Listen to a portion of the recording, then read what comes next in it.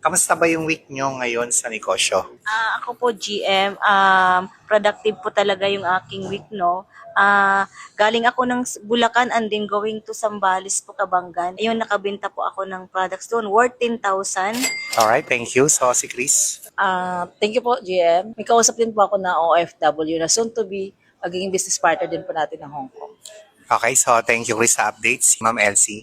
Meron tayong mga pa-order, may mga bumili ng products. Ano yung mga binili nilang product? Tatlong lipo sumal, barley, Nutri-Fiber, M&M, maca. So, at least good news na move na yung mga product. Mga repeat order na yun, ma'am. Ayos po, mga repeat order na po yun Okay. sila. So, glory to God yan. Ikaw siya, hindi naman. Ayan, sa akin naman, yung direct ko kasi GM, yung one package na, ubos na lahat. 1 week lang. Tapos, ngayon planning na siya para titanium. Ayan, so para maraming stocks kasi nakita nga niya, sabi na, ang galing kasi isang tao lang kinuha na lahat yung produkto niya. Oh, galing ha. And then, yung isang customer ko, ang ganda ng feedback niya sa products natin kasi dati daw sobrang para siya nanganganak monthly pag nagkaroon ng monthly period. Pero ngayon, sabi niya, i-reserve mo ako 4 na bottle kasi ang ganda ng pakiramdam ko. Anong product yan? Lycopene, Gluta Ano with na- Lycopene. Yes, pag naubos na tong Gluta with Lycopene, dun ka na sa Maka. May mga orders tayo sa marketplace. At least na ma-market na ng maayos, na communicate na natin sa client yung